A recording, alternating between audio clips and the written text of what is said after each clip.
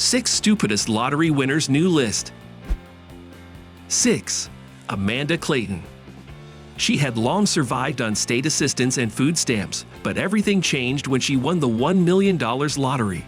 With this money, she might have actually made a total turn for the better. Unfortunately, it was then discovered that Amanda was continuing to get her state benefits and food stamps even after becoming a billionaire. She was sentenced to a fine and 9 months of probation. Then, regrettably, a year later she passed away from substance overdose. 5. Jose Antonio Cua Talk. When Jose Antonio Cua Talk won $750,000 playing the lotto, he was an undocumented immigrant in Georgia. As he wasn't a resident, he asked his boss to cash the ticket for him. The CEO, however, pocketed the cash for himself and claimed to have handed Cua to OC the funds to buy the ticket on his behalf. Likewise, he faced deportation when officials discovered his illegal status. The lesson here is to avoid playing the lotto if you are not an authorized citizen of that nation. 4. Sharon Tirabassi.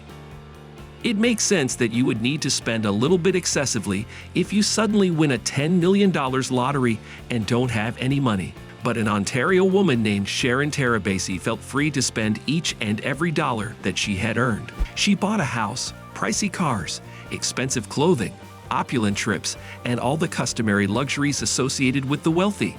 She quickly ran out of money. She also had to live with 6 kids in a rented house a couple of years later and work part-time. 3. Michael Carroll. According to some sources, Michael Carroll was at the height of his powers when he took home Britain's £9.7 million $15 million jackpot in 2002. Yet after 5 years, he was back where he started because of his predilection for living life quickly with cocaine, parties, hookups, and vehicles. As of the last report, the former garbage man hoped to regain his prior position. 2. Will Hurt.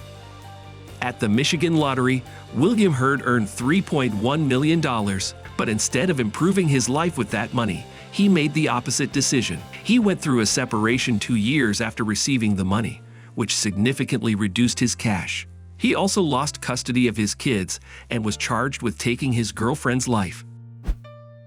1. Tonda Lynn Dickerson.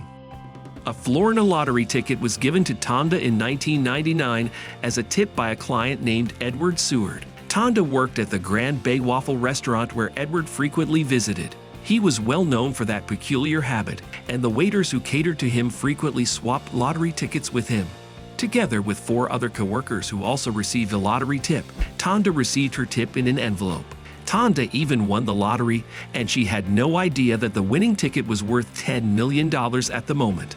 Unfortunately, the Tonda Dickerson lottery victory brought out the worst in people.